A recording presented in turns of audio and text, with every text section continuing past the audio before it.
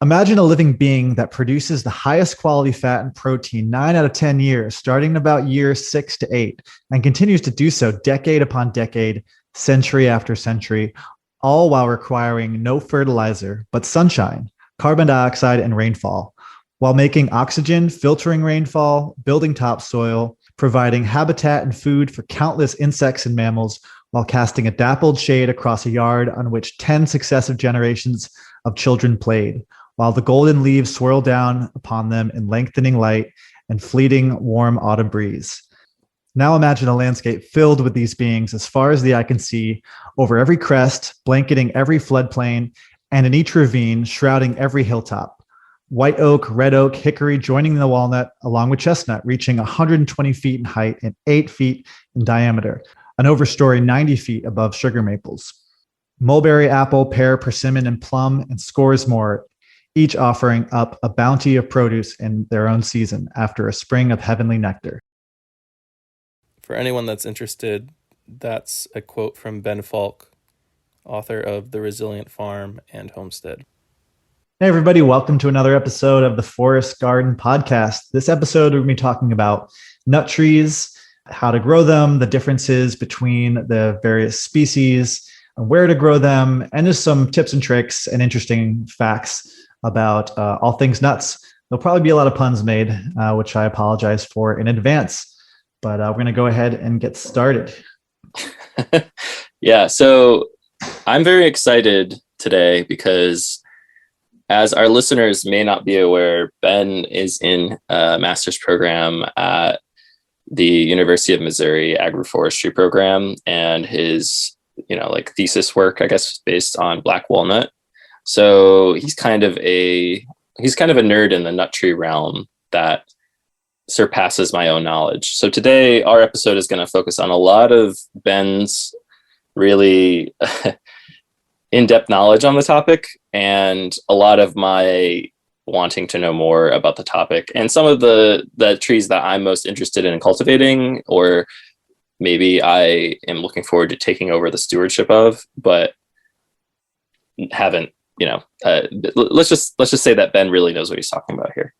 Well, sometimes, and I'll be honest when I don't know or I'm just speculating, but there's a few things like black walnut, like you mentioned, is my thesis right now. So pretty much writing and researching that tree every single day. So I'm definitely, I'd say I'm knowledgeable in that area and sort of knowledgeable in the others, but I'm just looking forward to having a conversation because they're kind of exciting to talk about. And I think in the whole permaculture and forest gardening world, the homesteading world, some people talk about them and know about them, but I know for me, I kind of avoided the subject for a long time. Like I was into fruit, I was into vegetables, and just things I could easily grow in my garden. And the idea of trying to grow a nut tree, which might take many years to start bearing.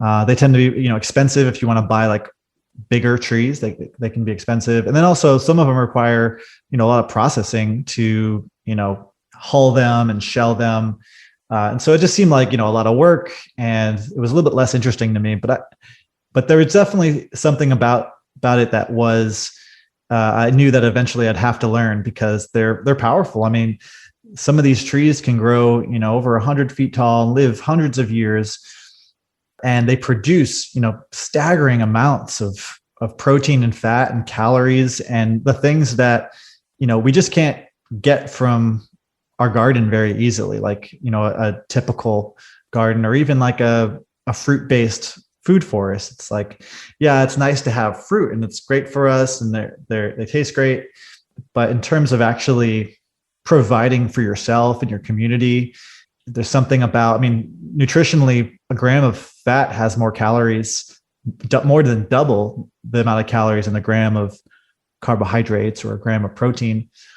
So, gram for gram, you're getting, a lot more energy. You're harvesting a lot more energy from the sun through photosynthesis and storing it into a food source that can be stored. That's the other thing. Some of the nuts we'll talk about can store for a long period of time if done correctly. And, it's also just nice to have big, beautiful hardwood trees in your landscape. And in some cases, you might not be able to be planting these trees for those of you who are renting, or you don't think you're going to be in your location for, longer than, 6 or 7 years. It might not be worth it. Hey, you should still plant nut trees anyway for whoever moves in later, or for your kids or something like that. Yeah, there's definitely the time component to it, but there's just, there's so many reasons to be growing them. And I think they're fascinating. So I'm ready to just... Let's dive in. I was going to say that if you were to describe to someone the first time, like the importance of nut trees, the thing that people overlook most often is how they can be a staple crop. The things that people get into first in permaculture, or when, deciding that their backyard should be looking a little bit more diverse, they get into hardy kiwi or fruit trees, but those things really aren't great sources of protein. They're more sources of like vitamin C and other things that we need. So a book that I was reading somewhat recently was Will Bonsel's Guide to Self-Reliant Gardening, or Extreme Self-Reliance. I forgot the title. And in that, he kind of separates the crops into two separate parts, where he talks about nut trees and then he talks about fruits in his like quote unquote permacrops section. And it's funny to sort of talk about how it is nut trees are like the last thing that, it is the thing that people are most afraid of in the beginning. And then after a year or so of being really invested, realize like, wow, I should have planted that a year ago. Right. And yeah, that's a good way of putting it, as being a staple crop. I mean, you could, some of these trees, I mean, I don't know if I'd want to live on a diet strictly of black walnuts and chestnuts, but I mean, it could sustain you for many days on end. But, just eating, plums and broccoli probably wouldn't be as satiating. So there's something, powerful about big trees that produce staple crops. Yeah, and they're going to outlive you, which is very important, as you said. I mean, if you plant a hardy pecan tree in your landscape, or 2 or 3 hardy pecan trees, you might not get pecans for 8 to 10 years, which is part of the fact I realized that people are usually turned off by nut trees, is it does take a while for them to fruit, usually depending on the species. But you do have to kind of think about providing food for your grandchildren. And that's something that, as people who are aware of how the world is changing so quickly, planting a tree that isn't going to provide food for you, but is going to provide food for like later generations, is probably the most selfless thing you can do. Especially if you're like keeping track of it and making sure that it is alive and well and healthy while you're its caretaker. Right before my grandfather had the severe stroke that sort of zapped his memory and took away, kind of put him down the path of dementia. One of the last things he did was planted a hardy pecan tree. And my family didn't even, I was the one who discovered it. And it was only, this past year. So it's just crazy to think that he was planting hardy pecans, 10 or 15 years ago, and no one even knew about it. He's thinking ahead, planting it for the future. Yeah. It's something that I feel like we should take more into account, is that idea of like stewardship in it. And if you plant a nut tree, it is going to live long enough to provide food for generations. Yeah, very true. And I'll add to that, though, for some people who, might like that sentiment, but are also impatient like I am and want to harvest and eat some of these foods now.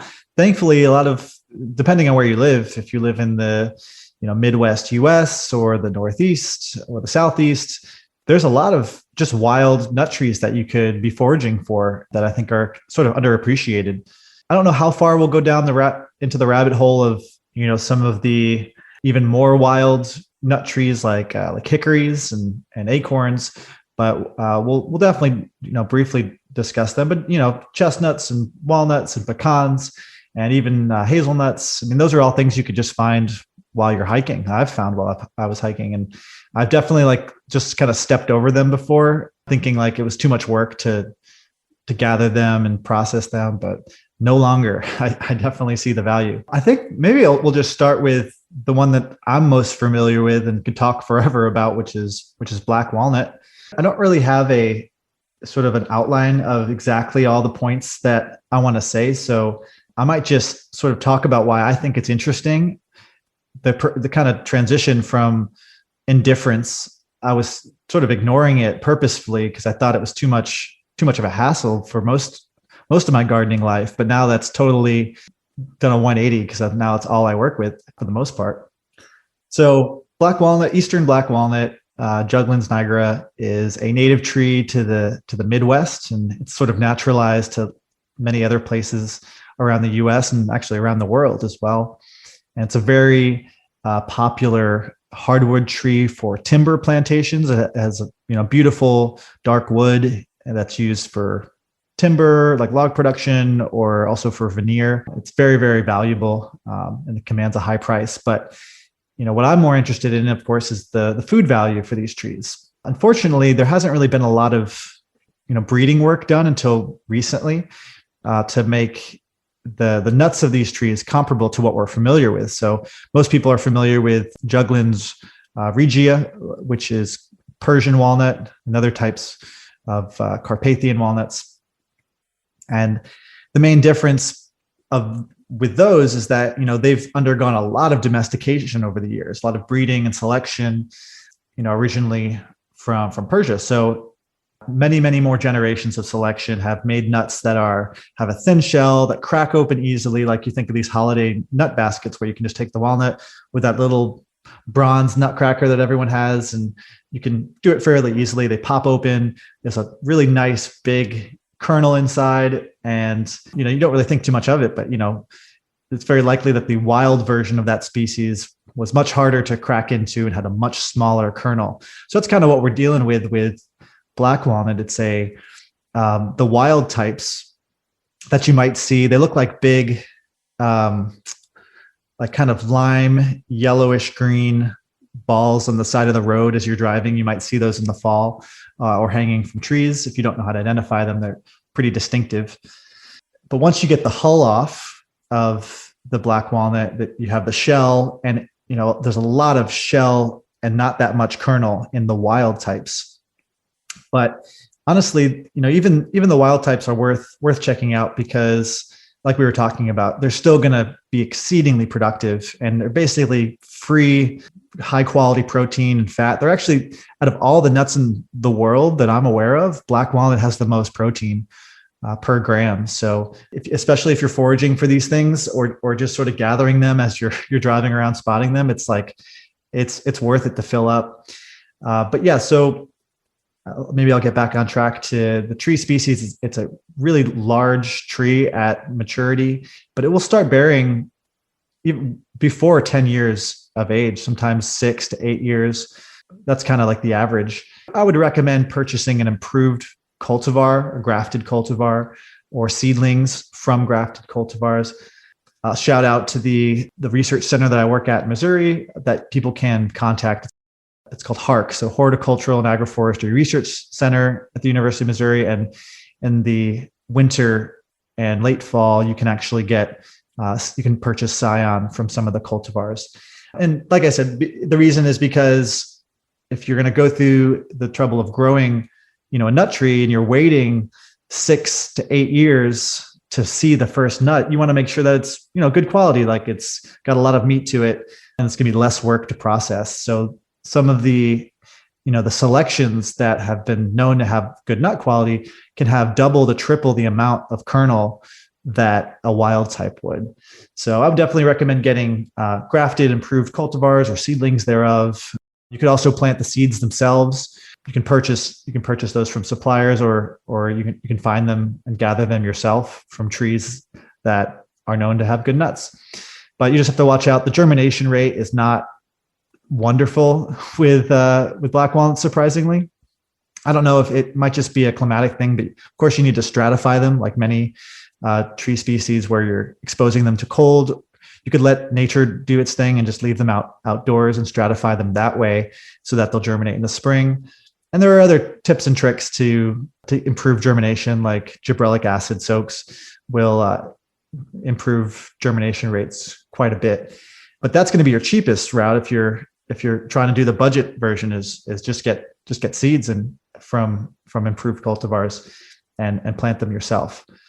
Now, once you do have a tree that's growing and producing, or you've gone out and foraged for black walnuts, you usually are harvesting in September to October. Early October is kind of the cutoff, maybe early September to early October. If you're harvesting off the tree, you want to make sure that the fruit, because all nuts have some sort of a fruit around them, so it's that green casing that eventually turns black. You want to make sure that that's soft before you pull them off the tree, because if you do it before that, the nut itself is not going to be as ripe, and it's going to be a lot harder to get the hull, again, the green fruit, off of the nut. If you get it right, if you get the timing right, the nut will be better quality and it'll be easier to get the hull off. And in some cases, there's a lot of variety with black walnut, but in some cases you can just, once it's ripe, you can just use your boot and kind of scrape off the hull fairly easily. And if you're doing large amounts of them, there are some do-it-yourself guides online where I've seen some people where they take a 55-gallon drum, and I think maybe they put some water in there and some black walnuts, in their hull, and they take a drill with some sort of, you have to look at the video, but it's almost like a big mixer, like a paint mixer device, and just, it rips into the hulls and scrapes them clean. And then they also make, equipment that's dedicated for hulling black walnut, which works really well. So that's the main processing part of, the harvest of black walnuts. And of course, you're going to need to shell them if you want to eat them now. But hey, if you're going to try to store these for throughout the winter, or as just sort of like emergency food, or wherever you're growing black walnuts, just let them dry, like hull them, dry them out for a couple weeks, and store them in a kind of airtight, light-proof box, and they'll last a long time. I've got some in my basement from 2019, and I haven't tried one in a while, but they're still pretty good from the 2019 growing season. I was going to ask, you don't need to, like, some people section off a whole area of their basement to create the right humidity to store fruits and vegetables long term. You don't need to do anything special for storing them after they're hulled. Yeah, as long as they're dried down, they'll last quite a long time. And there may be some ideal humidity requirements that I'm not aware of, but they're not going to be as fresh, and maybe they won't have as nice of a taste or texture after a few years. But as long as they're kept in their shell, I believe they'll still last years. Could you also kind of describe to someone who maybe is less familiar exactly what hulling is or what it means? I know that you talked about this a bit earlier, but maybe we can do a bit of a deeper dive. Yeah, so that green fruit that surrounds the shell can be maybe about a half-inch thick. It turns from green to brown in the fall. Some of them ripen earlier, some of them ripen later, but eventually you're going to need to remove that. And in nature, this would happen naturally, right? Like the nuts will fall with the hull or the fruit around them, and then the hull will decay and basically help the seed germinate. But, for our purposes and also for storage, you don't really want there to be this sort of like moist, like nutrient-rich package around the nut while it's being stored, of course. So you're going to need to remove that. And so, like I said, you could remove it manually just with, your boot or a knife or however you want to do it. It's not even that hard if the nut is truly ripe. It will kind of just slough off. But there are also those mechanized methods to remove the hull, like I mentioned. So before you go on, the only other question that occurred to me was, in planting black walnut, which is a juglans or juglans, I don't know how to pronounce it. Juglans? I say juglans, but I don't think there's a right way. All right, juglans. However, in planting black walnut, does it cross-pollinate with other juglans species, like the Carpathian walnuts or other walnuts? Yes, yeah. If you have them around, they will cross-pollinate. If there's some differences in flowering time between the species, but also within the species, there's a lot of variation in, because both species are heterodichogamous, which is a kind of a mouthful, but basically just means that you have male flowers and you have female flowers that come out separately at different times. And some trees have shed their pollen before the female flowers become receptive. And then in other trees, they're reversed. So all that being said, yes, they will cross-pollinate, but they have to, like, time-wise sync up, and so you have to have the right cultivars. And we don't really know, like, all of the different timings for every single cultivar out there. I know at least here in Missouri, there are so many black walnut trees. I'm looking at one right outside my window right now. In the springtime, there's just so much pollen in the air that if there are any juglans flowers that are receptive, be it nigra or regia or whatever, there will be some black walnut pollen that can reach those flowers. So yeah, if they're nearby and their flowering times are syncing up, you can get hybrids. And yeah, we have some hybrids at the research farm that I work at. Some of them may have been just natural hybrids, but I think most of them were specifically cross-pollinated to be hybrid. Are there any offerings from the research center, which I guess we should probably reiterate to anyone listening how to contact them or whatever, the best time of year. But are there any standouts that you would recommend requesting scion of?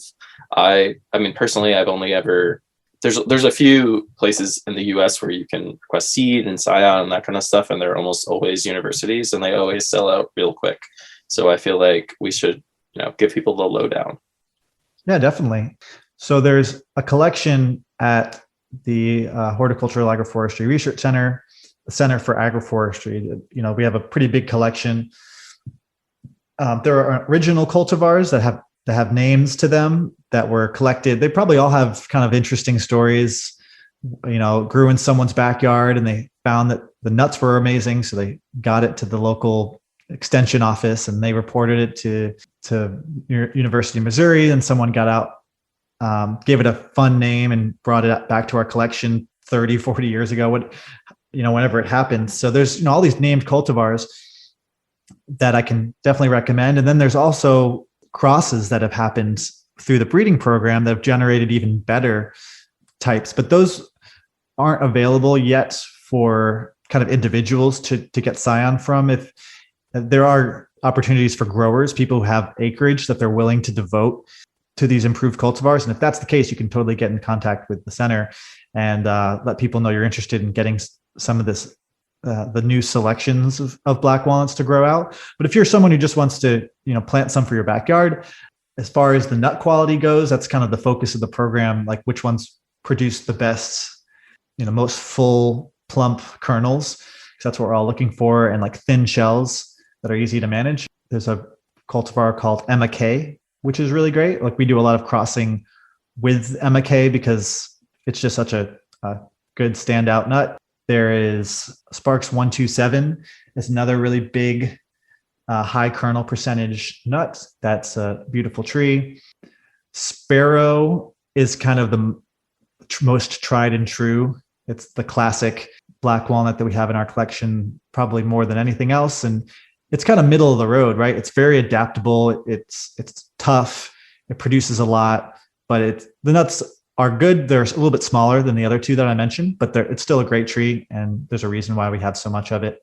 There's a lot to choose from. Those are probably the ones that come to mind most. Yeah. Emma K, Sparks 127 and Sparrow. But yeah, like I said, there'll be some new cultivars. I don't know exactly when people are going to be listening to this, but definitely check in with the Center of Agroforestry to see if those new cultivars, which they don't even have a name yet, they just have, codes assigned to them, which produce, not only have really high kernel percentage, but also produce a lot of nuts early in their life. So, you can make it worth, as a grower, you can make it worth your while. And also it's good for just, hobbyist growers too, because, all things being considered, it's nice to only have to wait 6 years or 7 years instead of 10 years for your first big crop of nuts. And in terms of protein, everybody who is a hobbyist gardener, casual gardener, forest gardener, we can do with a lot more healthy proteins and nuts in our diet, I imagine. Definitely. Yeah. And as far as taste goes, have you had black walnuts before? Like, have you tried them? No, I haven't. You're the black walnut master, and I'm just sitting here thinking like, man, I gotta visit or something. That's part of why I feel so weird about nut trees, is that it is sort of like the last frontier of permaculture that I got interested in. Yeah. And now I'm kicking myself for not getting into it sooner. And in America, we have all these, we have chestnuts roasting on an open fire and all these nut references in our culture, partially due to the popularity of the American chestnut and its die-off, I guess. But I don't think I've ever had nuts like as a primary source in my diet. And my great-grandfather ate nuts and berries like only, like he was like on some weird, crazy. Wow. Yeah, like my grandfather talked about how his dad would only eat nuts and berries and just had this very extremely healthy diet that nobody has today. But also you have to imagine this is what, like the early 1900s. So I was ahead. There was, well, at that time though, there was no McDonald's. There wasn't, like eating nuts and berries wasn't probably as weird as it is today, like as a primary source of protein and vitamin C and whatever else. But whatever, I'm going off on a tirade. Why don't you get back to your main points, because I feel like I distracted us very far away from the conversation. Oh, that's a cool story. So you're right. Yeah, I think we probably used to eat more of these kind of wild fruits and nuts just because they were more available, and maybe all of the addictive, delicious, overly salted, overly sugared food that we have right now might not have been as readily available. So, they're much more attractive to go out and just like eat what was growing near you. Yeah, to be honest, with black walnut, when I first tasted the nut meat, I think the first one that I had that was just kind of a wild old nut that was just sitting around in my backyard, I spat it out because it was such a powerful flavor. Kind of, to me, it tasted like, it had almost like a gasoline sort of taste to it. And I was like, oh my God, if this is what black walnut tastes like, I don't think I want it. And then I tried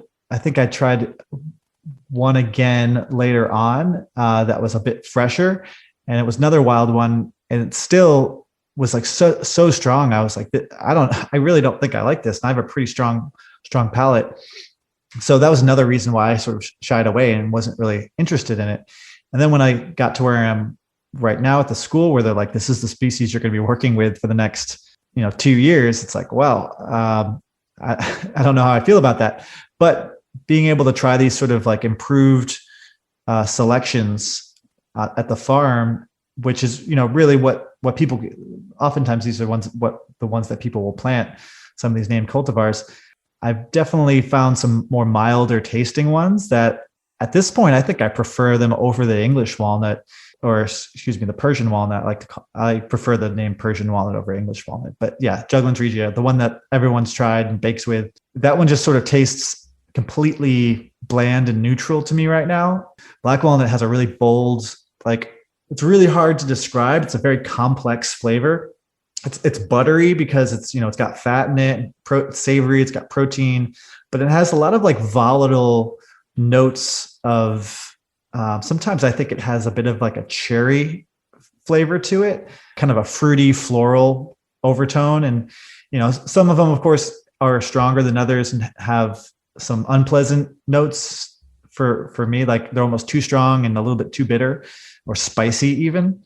But I'd say on the whole, they're all the named cultivars that I've tried, mostly maybe with 9 out of 10 have been very pleasant. And like I said, I've acquired a taste. And if you're not a huge fan of eating them raw, because you find that flavor a little bit too strong, if you roast them, and you don't need to roast them for very long, you can roast them on like 300 degrees for maybe 10 minutes and then stir them up and roast them for another 5 minutes.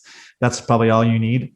And that mellows the flavor out and brings out the oils to the surface, and just it makes them a lot more palatable. But like I said, personally now I like eating them raw. I like the flavor. And also I think, and science has shown, there's a lot of really interesting medicinal compounds in the pellicle, which is like the brown coating around the kernel.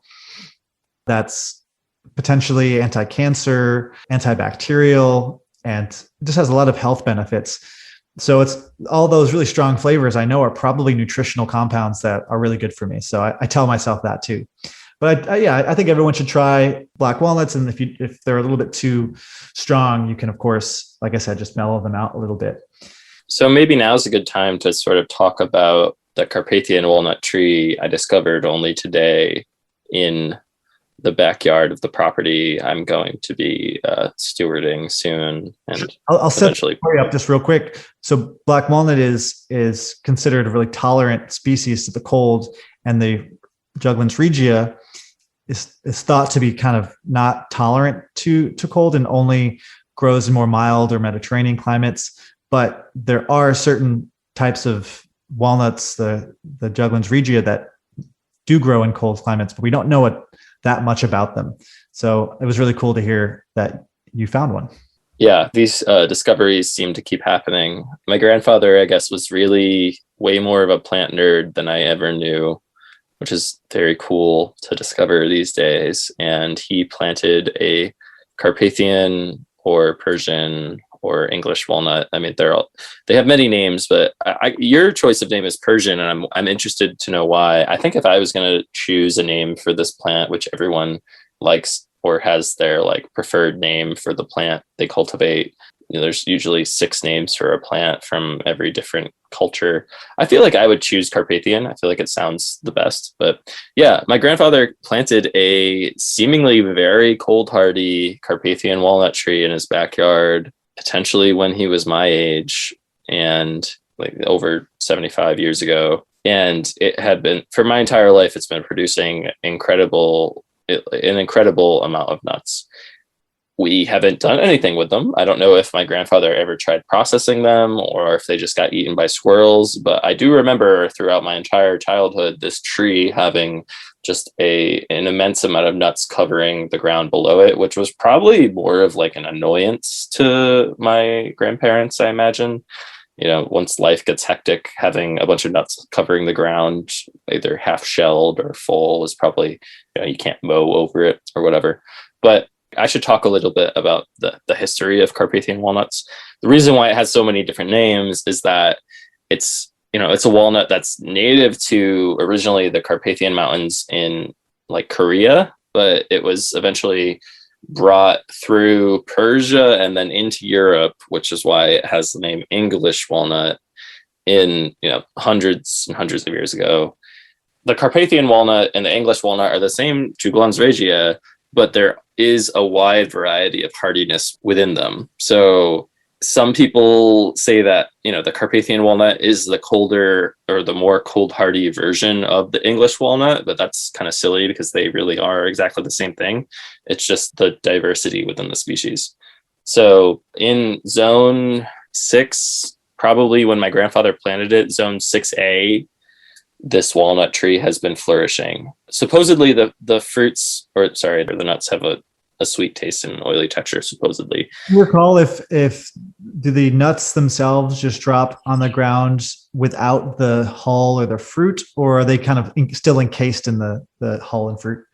From what I remember, they would, they drop early. I'd see green fruits scattering the ground and they would still be in the hull. Okay. But I don't know what is preferable. So please do tell, Ben Bishop.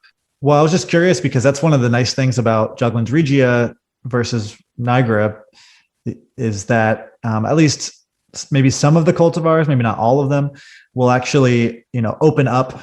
The fruit opens up and drops the nut, the without the fruit onto the ground, or you can pick it off the tree that way, which is great. You don't have to hull it.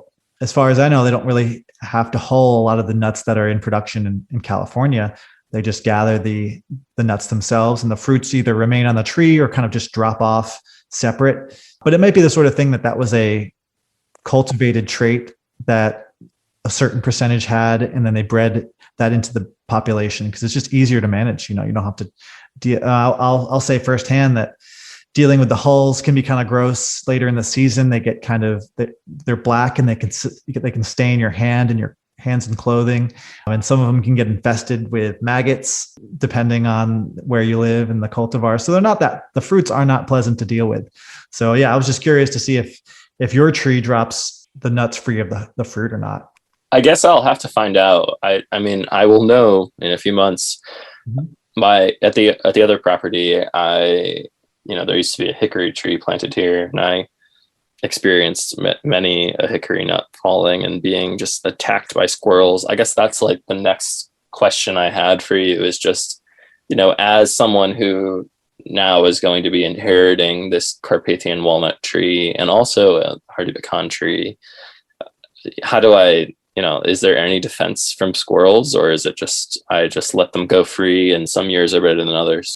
Well, in my experience, the squirrels will be much more interested in your pecan tree. At the farm, the chestnuts probably get hit first, and then the pecans, and then the black walnuts last. Maybe because they just have such a thick shell. So I would focus your attention on the pecan for sure. And I've noticed too, when I used to have a pecan tree and grow the nuts, that the squirrels were a problem. You kind of just need to be on it in terms of the nut drop. I could hear it in my backyard. I'd be working on my computer and I'd literally hear nuts dropping in like a wind gust. And I just walk outside and pick up which ones fell. And it's a little inefficient, of course, but I just didn't want to lose any to the squirrels. Other than that, yeah, there's not too much you can do. That's like nature's doing its thing. I mean, they won't take all of them. And also they will plant the good pecan all over the place. So you'll have seedlings popping up in the following spring. You'll get many more nut trees for your negligence. I guess the next thing that we should just talk about, only because I mentioned the pecan, is that one nut tree for northern growers to consider is the hardy pecan tree, or Carya illinoensis. I have planted several of these, and then in the same year recognized that my grandfather planted one over 10 years ago, maybe 15 years ago, and it is huge. However, it is not producing any nuts because it needs a pollinator. And although some of them are somewhat self-pollinating because they have male and female flowers on the same tree, this tree, the timing is not right. I don't know. Hardy pecan trees have an incredible history in the U.S. They are, like back in like the 1700s, there were nurseries in New York that produced them, and all of the founding fathers, including Jefferson and Washington and Benjamin Franklin, all planted them, and we're all excited about planting them. And throughout our history since then in the U.S., they have been cultivated, but just usually in more of an excited hobbyist form.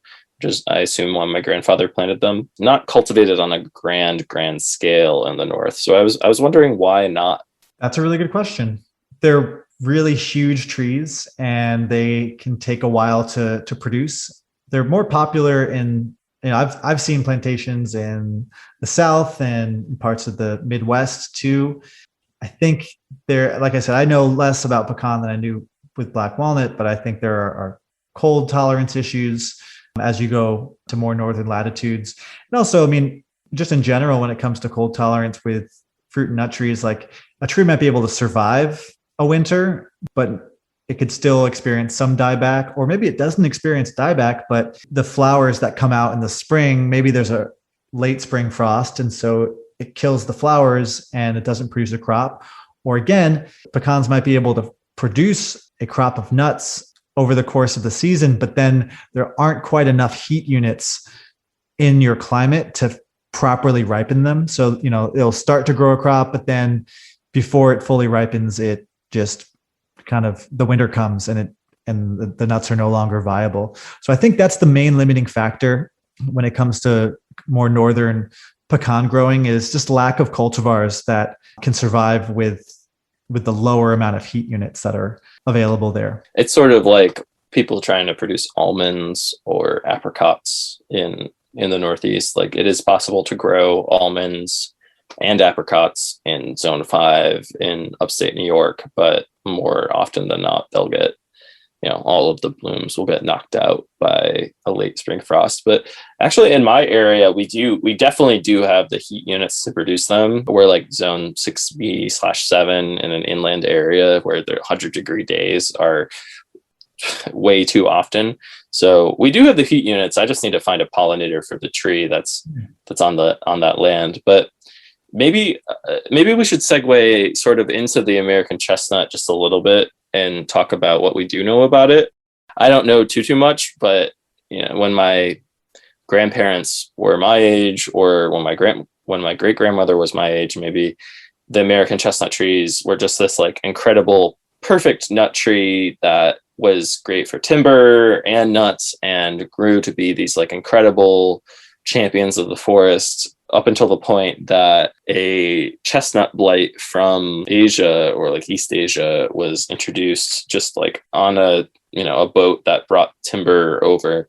And then that blight killed just about every American chestnut in the United States, mostly in the South. And then still today, there are American chestnuts that exist in the Northeast, like in Maine and in other places. Just any random spore of this fungus could fly through the air and land on them and kill the entire population. So it really sucks. But there's been crossbreeding done with the American chestnut and Chinese chestnut cultivars to try to create basically the Chinese chestnuts don't have fruit that's very tasty, supposedly. I personally, I say supposedly because I haven't tasted either. I've just done research on the matter.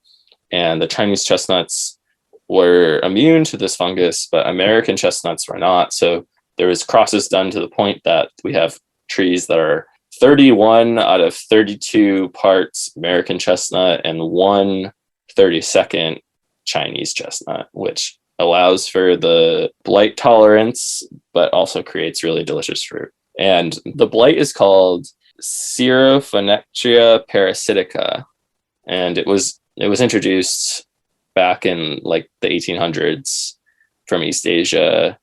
And it was East Asian chestnut trees that had that parasite, but they had built up an immunity. It was, commercial logging that brought them in. And actually the first person who ever recognized that there was a problem was this guy at the Bronx Zoo, who was just like a forestry dude named Herman. And he worked at the Bronx Zoo and noticed that the trees had been affected. But yeah, it was this like perfect tree. And it had evolved for like 40 million years and almost nearly disappeared from the continent within a century. They're virtually extinct today.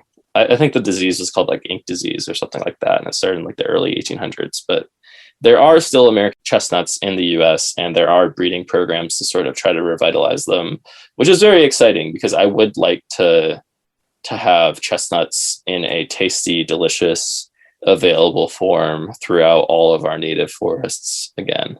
Oh, definitely. And you're right. Like it was such an important species, like ecologically, for the entire time of its evolution. It made up in some places 25% of the entire hardwood forest, especially in the eastern forests, was American chestnut. It was just that species because it was backbone. So just think about how much, animal life and bird life and insect life was lost because you had these massive trees that were doing a great ecological service just because of the importing of the Chinese chestnut.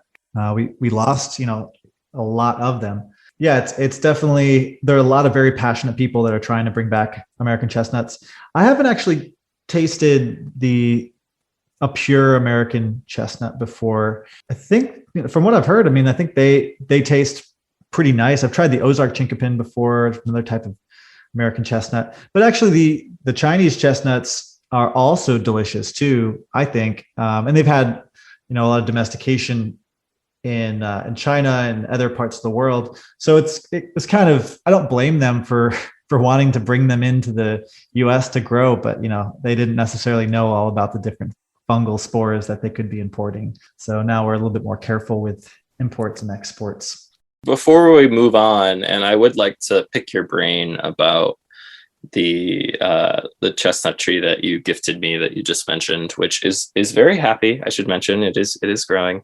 I'm very excited for my chinkapin. But I wanted to also mention that I've heard it's the oldest tree in the world alive, but at least one of the oldest trees in the world is growing in Sicily on the side of Mount Etna, and it's called the 100-horse chestnut. So it should just be like, keep it in your head that we talk about old trees. One of the oldest trees in the history of man is a chestnut tree growing on the side of an active volcano. It somehow survived this whole time. It's called the chestnut tree of 100 horses, Castanea sativa. I think Castanea sativa. And it's the oldest known chestnut tree in the world, probably 4,000 years old or more. I mean, it's particularly crazy because it's on the side of Mount Etna, which is one of the most active volcanoes in the world. I don't know. I think that we're making a big mistake in permaculture or in forest gardening practices and not implementing like the center of all of our forest systems as chestnut and other nut trees that can outlive us. We can, one thing that I recently learned is that coppicing can extend the age of a tree's life. Is that true of nut trees, or is that only true of like pears and other fruit trees?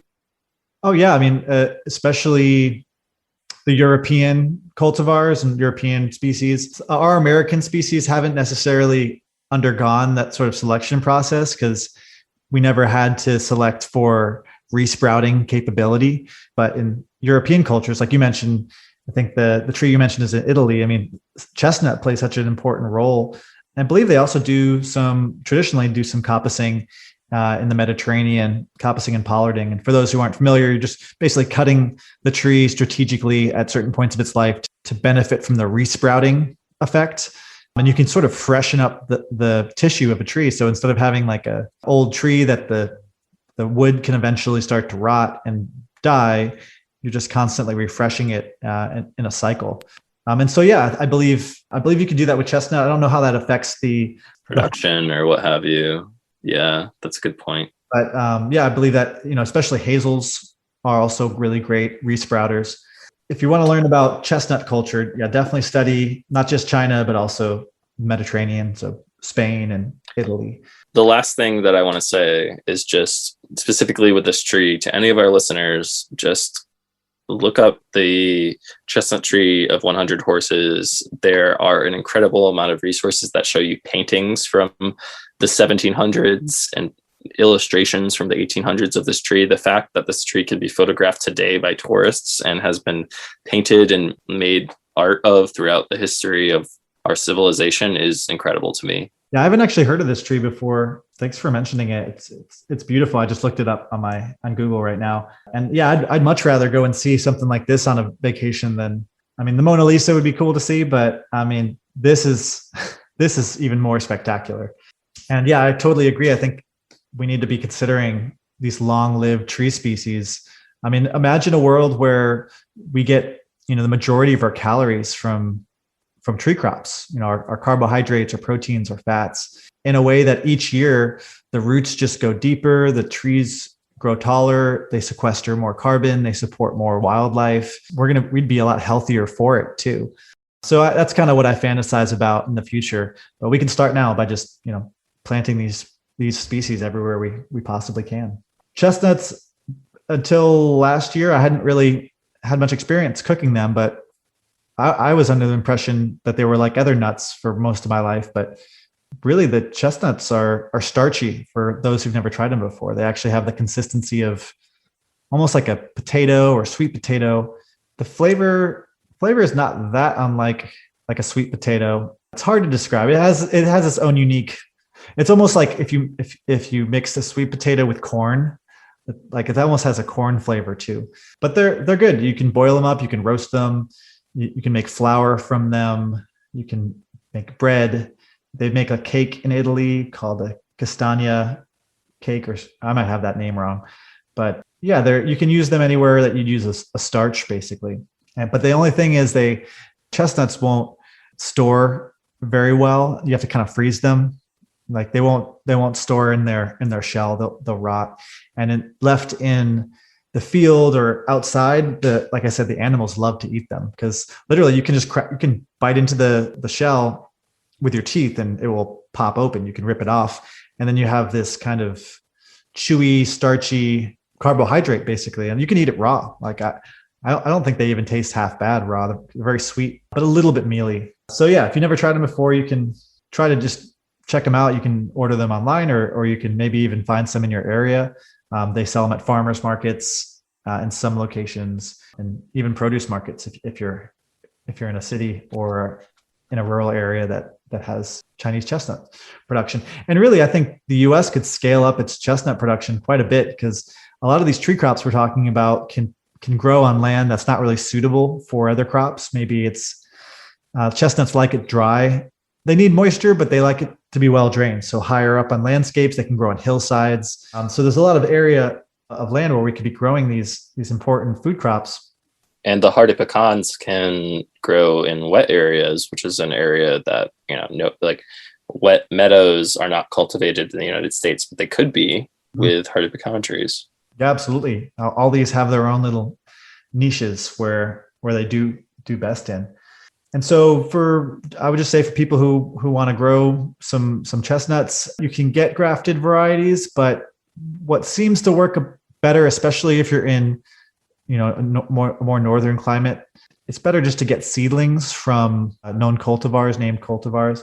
There's something called delayed graft failure, where the tree will produce for 5 years or so, but then just sort of die because some issue, almost like if you think of like when the body rejects like a organ transplant or something like that. I think obviously it's a whole different mechanism in trees, but it's that sort of thing where it'll work for a little while, but in certain cases your tree will die. So if you're not grafting, if you're just planting seedlings from good genetics, good producing trees, then you're going to be safe from that issue. But that being said, there's, at the farm I work at, there's grafted trees that are old and doing great. So I wouldn't worry too much about it if that's all you can find. Plant 2 or plant 3. Yeah, plant 2 or 3. Be aware that anytime that you make a graft, whether it's on nut trees or on fruit trees, even if the graft takes it, there could be a period of 2 to 5 years where the graft seems like it's doing fine and it can still fail, which really sucks. But hopefully that won't happen with any of my grafts. A nut tree that I wanted to talk about, Ben, and if you have anything to add, please do, is the Ginkgo maidenhair tree, or the Ginkgo biloba. The Ginkgo is like one of the oldest living tree species in the history of our Earth. It is older. I mean, I think it's like one of the only survivors of trees, like this group of trees that date back to before dinosaurs even existed on our planet, which is insane that we can get this tree and plant it in our landscape and just, people don't even know what it is. But dinosaurs that were living 250 million years ago interacted with Ginkgo trees. Some people call it like a living fossil for that reason. Anyways, Ginkgo is deciduous. It's really like a relic from prehistoric times, as I've already said, but it was rediscovered in like the 1600s in Japan. Yeah, I think it was cultivated by Chinese monks or like Buddhists, and they kind of brought it back into cultivation around that time. But today, Ginkgo is just used as like an ornamental mostly. People don't even recognize that it is a tree that is highly valued for its edible nuts. It does have male and females. A female tree will produce nuts. Ginkgo is dioecious, which means basically that male and female flowers are on separate trees. And yeah, I personally have never had the fruits, but I have watched many videos and read up on it quite a bit. And basically the fruits are about the size of like a cherry or maybe like a gooseberry. The fruits smell like blue cheese to me. Really? Yeah, they're very weird smelling. They're a pungent fruit. That's interesting. Yeah, this is one tree that you will have to wait a period of time for the fruit to produce. It takes somewhere between 15 to 20 years, depending on how old of a tree you acquire, if it's a seedling or if somehow you acquire a 5-year-old plant from a nursery or whatever. But after about 15 to 20 years, it'll start producing nuts, and it'll just produce them heavily. The fruits are supposedly delicious, and I'm very excited. I've planted 1 or 2 of these around my landscape. Mike, do you know how people use the actual nuts? I know they've been used for like medicinal purposes, for memory enhancing or like a nootropic sort of sort of situation where you're thinning the blood and allowing it to go to your brain. That makes your brain work better, but it's also a blood thinner, so you have to watch out. But in your research, have you found people using it for food, and do you know how it's used? So yeah, I mean, you're right in that they were frequently used in traditional Chinese medicine. I've encountered a few people talking about them just being edible and delicious. So I imagine you just roast them or boil them after, harvesting and removing the husks and shelling them to get like the nut out of the larger thing. In the permaculture community, lots of people have ranted and raved about them being really tasty. So I imagine, just like everything, they can be eaten probably in small quantities. But to be honest with you, no, I haven't done an incredible amount of research into the potential negative side effects, or like if they're only used in traditional Chinese medicine versus consumed on a grand scale. And maybe I will look into that, because I do have several of them planted. They're just they're such babies. They're in the back of my mind. Well, it's possible when you cook them and roast them, it deactivates the medicinal compounds, and any sort of risk of overconsumption and over blood thinning goes away. But if that's the case, if you can just gather them and roast them, that's a great opportunity for people in urban environments to forage for nuts. Because I mean, they're definitely going to be ginkgo biloba trees in a lot of cities that are just used, like you said, like an ornamental. And to go out in the fall when everyone's looking up at the golden yellow foliage and instead look down at the fruits on the ground that people are just walking over, you could probably gather them up and make a little taste test, or you could probably get quite a few. Honestly, this is more of just the taxonomical nerd in me, that it's the only species in the genus, so it kind of stands alone. There's just like only, all the others have gone extinct. I don't know. I think there were other ginkgo species, but not anymore. It's standing alone. It's representing the clan.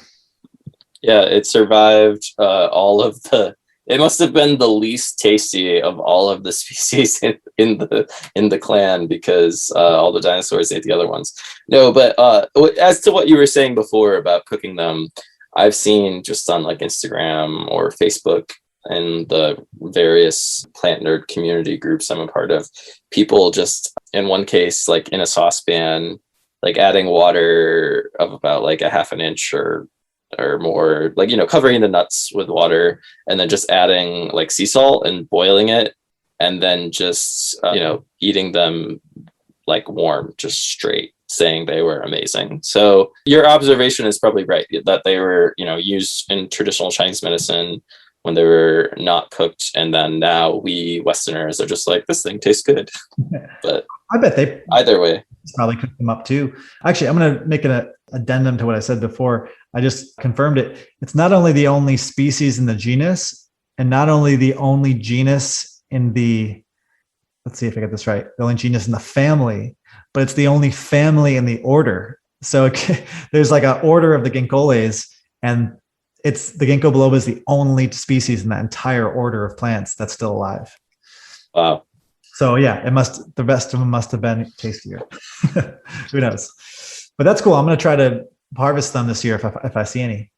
I'm very excited myself, and I think it is also interesting to sort of delve into the plants that are frequently planted in landscapes as an ornamental, but are entirely overlooked.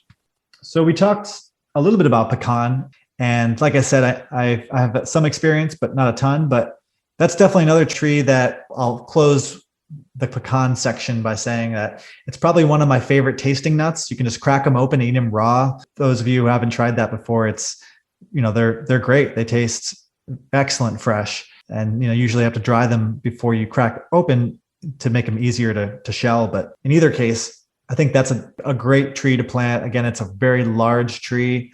It's going to live a long time, and it's going to rain down, thousands and thousands of pounds of nuts over the course of its life.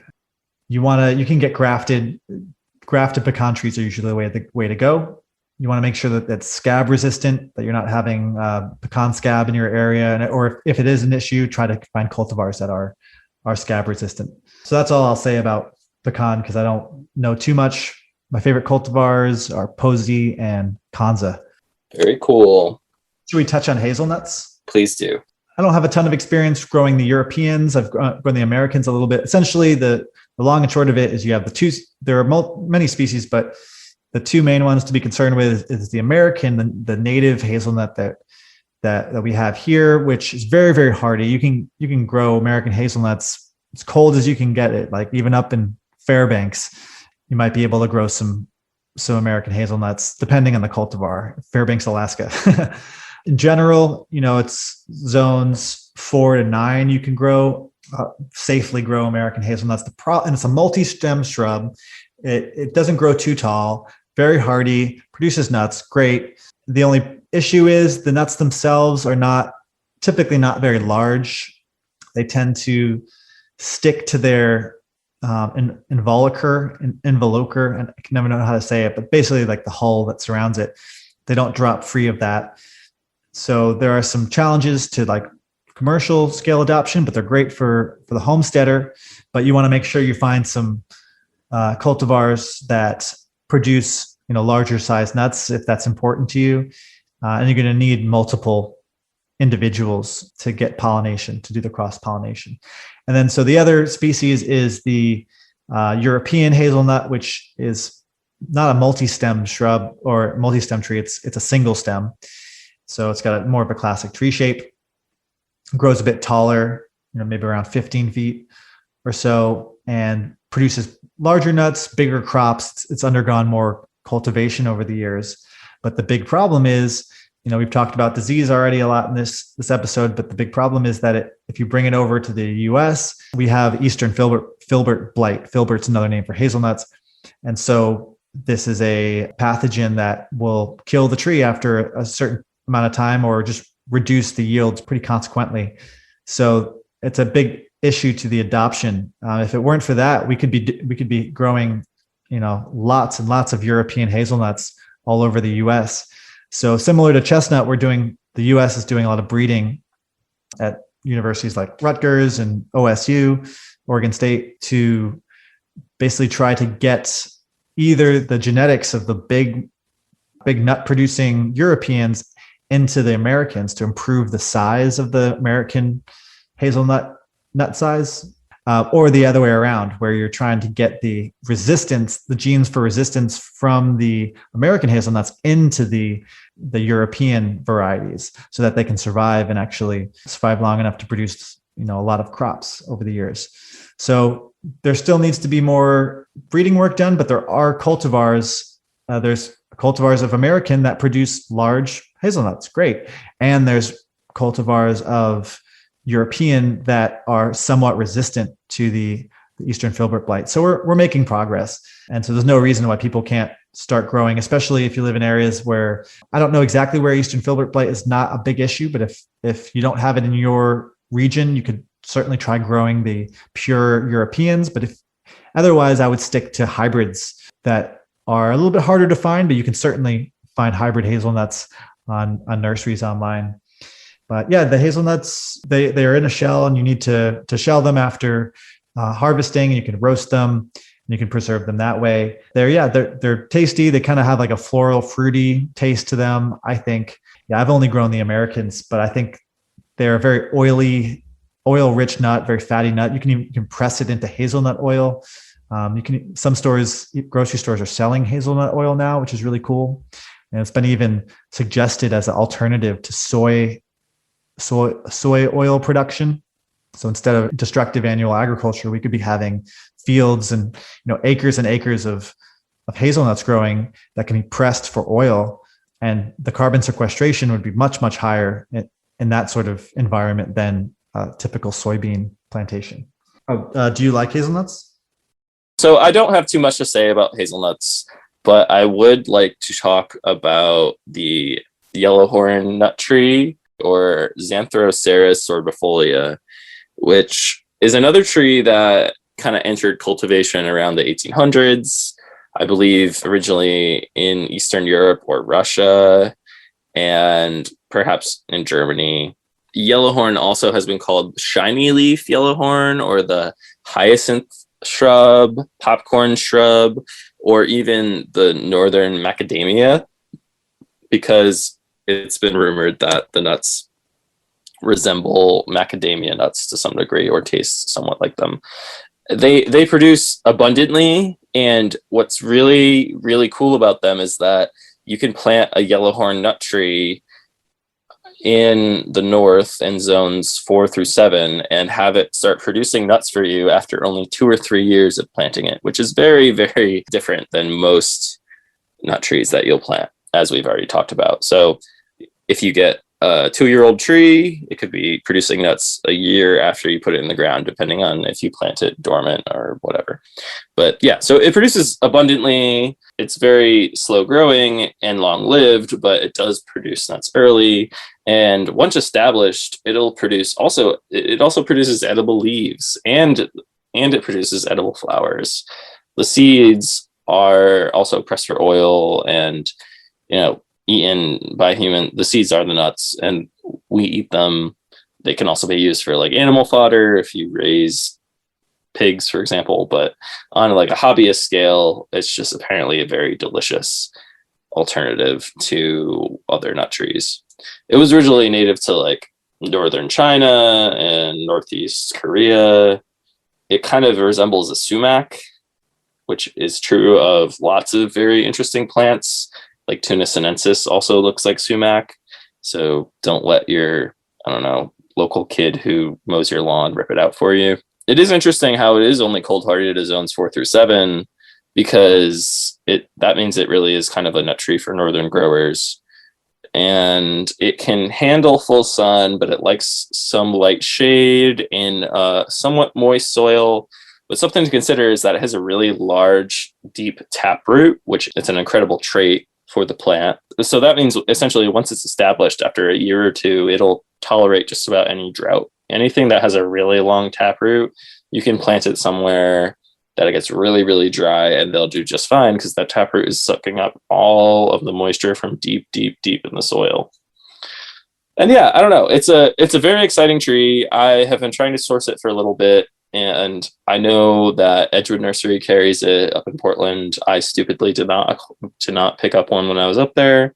It's cool to think about this tree, stacking uses. It has edible leaves, it has edible flowers, the nuts are edible, and the nuts also already have a flavor that we're aware of as consumers.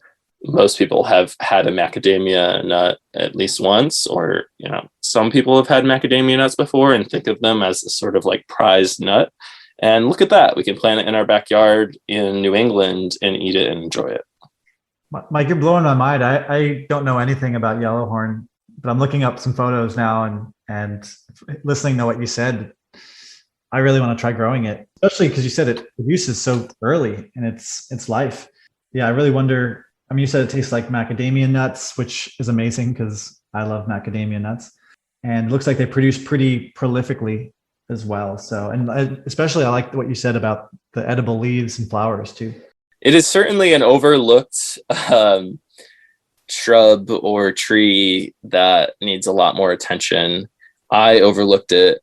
I literally passed right over it when visiting Aaron Parker's Edgewood Nursery property, and was just like, oh, I remember that, but I don't think I need it right now, and I feel so stupid. I should have gotten some, because they are somewhat hard to source. I will say it's not the easiest tree to come by, but fun. Yeah, it makes it even more exciting when you do find one, I guess. And I mean, my sister has macadamia nut trees that are the size of what we would imagine a chestnut tree in the Northeast being or a pecan tree at its like largest size, where it's dropping the most amount of nuts. It's 50 feet tall or more, and it's just raining nuts down. But this tree you can think of as a small friend in your landscape that is going to produce for you potentially as much as what you'd get from a really established nut tree, because also when it's like smaller like that, and the way that the husks sort of like open up, you can just take the nuts right from the tree rather than having them fall on your roof or fall into your landscape and get eaten by squirrels or whatever. So I think that's something also to sort of consider for anyone who's listening to this podcast, is that nut trees are badass, but where you put them in your landscape is important. You certainly don't want to put them in a place that is going to be potentially, it's the same idea as you don't want to plant a mulberry tree over your parking pad. You don't want mulberries, and you probably don't want heavy nuts falling on your Tesla or on your Toyota, whatever. That's not ideal. Be aware of where you plant them, and be aware that it may take a long time for them to start fruiting, but there are certain alternatives, like Ben and I have mentioned, and specifically with this yellowhorn nut tree, it will start producing for you kind of more similarly to the way that fruit trees or fruiting shrubs start producing for you.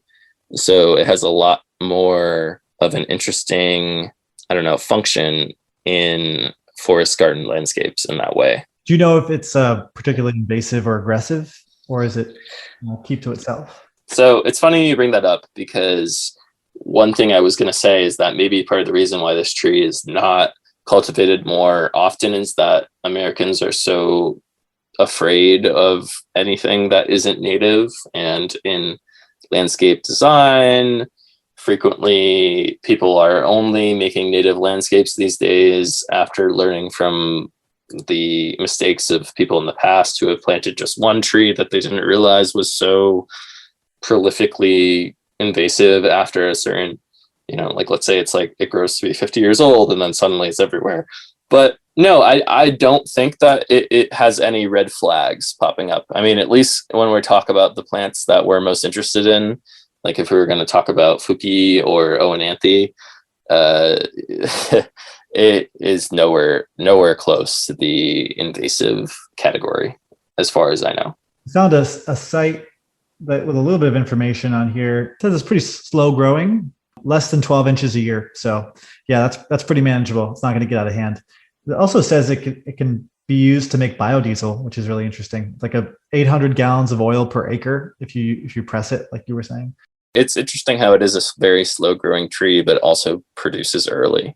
Maybe it pours all of its energy into the fruit and the nut production instead of vegetative growth. Maybe. I mean, even then, the leaves are edible, which, is, I don't know how tasty they are, but that could vary depending on, like we talked about eating mulberries and the edible mulberries that you sourced versus just the random ornamental mulberry that's planted on my property. Who knows? But it is a slow growing tree that produces some tasty nuts in a really short period of time is basically the thing to take home. Yeah, I think you're going to be introducing that to a lot of people who haven't heard of yellowhorn, people like myself. And so yeah, thanks for the introduction to it. It seems like a fascinating species. Yeah, for sure. Yeah, there's just, the list could go on and on. We could just keep talking about it, but there's just a couple honorable mentions I'll say as we're starting to wind down here. Other nut tree species. So I tried my first hickory nut for the first time this year. The squirrels were just going at it at this one hickory tree at my school campus, actually. I think there's a shellbark and a shagbark type. And I think this was a shagbark hickory. And yeah, there was just bits of shell all over the place from the squirrels that just were annihilating it because they smell something inside the nuts. And of course, the kernel on the inside is hard to get to, but I cracked one with my boot and scraped out some of the kernel, and man, it was tasty. It kind of tasted like pecan, but sweeter, almost had this maple syrup flavor to it. So it had the richness, fattiness of the nut, but then it had this extra sugar content that was so nice. But I think the issue facing hickory is it takes a really long time for the trees to produce a crop. And then when you do get a crop, it's not very amenable to easy crack out. You crack open the nuts and, it's hard to dig out the individual pieces. It doesn't just come out in a big chunk like, a walnut or a pecan would. I think that's one of those foods that's worth foraging for. And if you really love it, try growing it in your landscape. But again, it's one of those trees that you're planting for the future. Might take 20 years to get a crop from it. So don't hold your breath. Yeah. So I grew up with a shagbark hickory on my like parking pad area, and it would just drop hickory nuts profusely all late summer through the fall.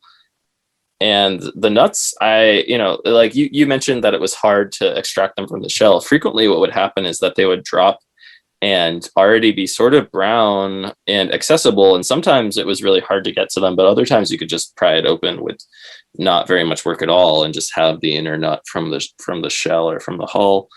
And there's a few different types of hickories that are on the East Coast. I know there's shagbark, which is probably the most common, and then there's like pig nut and bitter nut.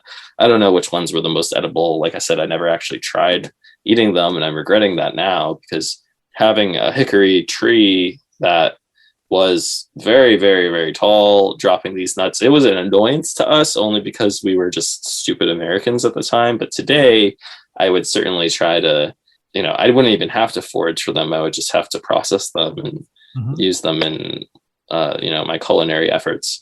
And I'm definitely regretting not being more aware when I was, 14, and my parents cut that tree down.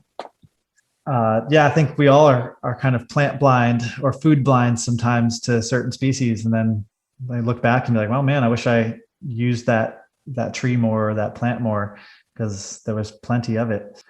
Yeah. A couple other honorable mentions. I mean, the pine nuts are, incredible, long-lived, huge trees.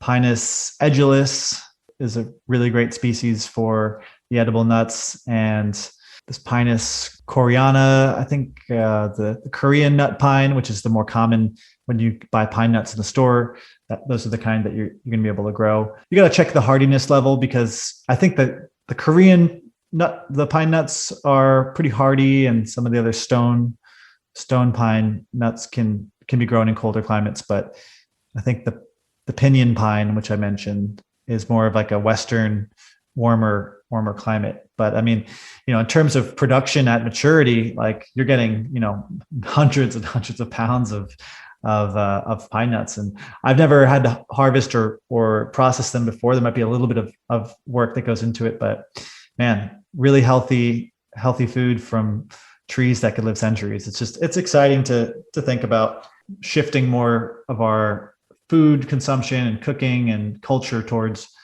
these tree crops.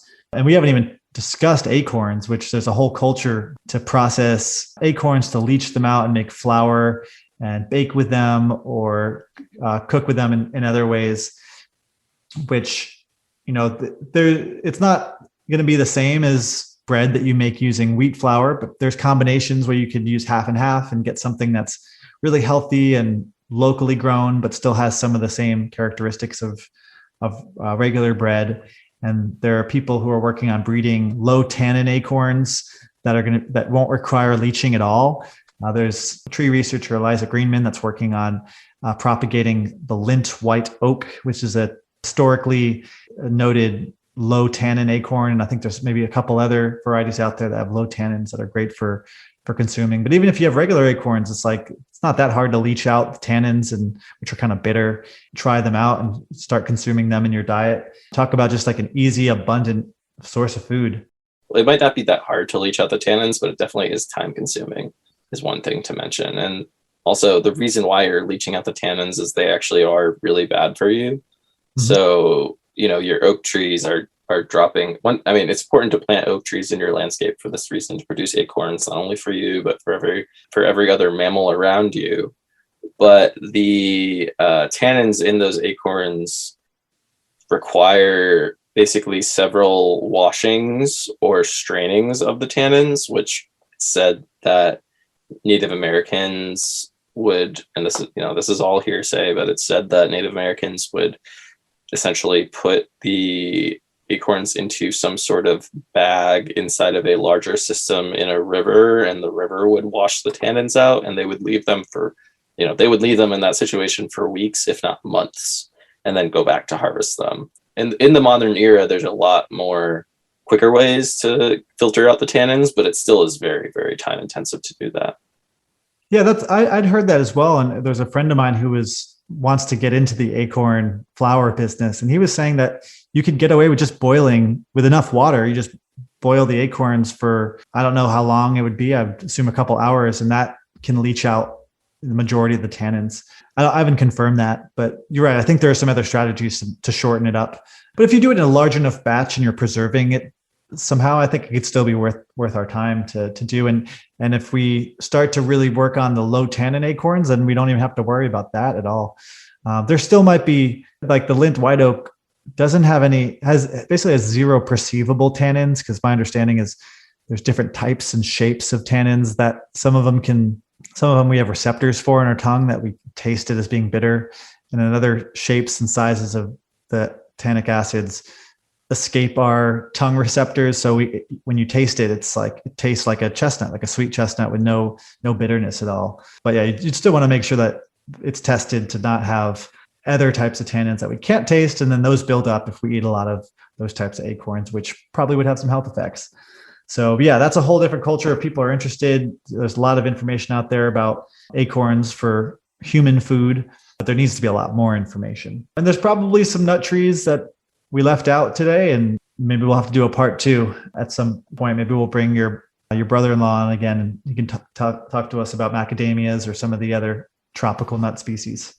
That's a good point, that we really did mostly focus on temperate nuts, Mm-hmm. but it is also important to realize that it is temperate nut species that are also the most overlooked, and perhaps nut species in general that need to be most honed in on throughout our society, whether or not it's in agriculture, as just this resource that is bountiful. And what better way to prepare people and humans that we haven't even met yet and never will for the ever-changing world that we've created for them. I love that. I think that's a good note to end on. Yeah, agreed. Well, everyone, thanks for sticking around to the end of this episode. Hope you learned something. We will see you again on the next episode. So until then, I hope you're doing well and you're able to try out some of these nuts that we talked about and start growing. Plant more nut trees, everyone. Find your local nut farmer.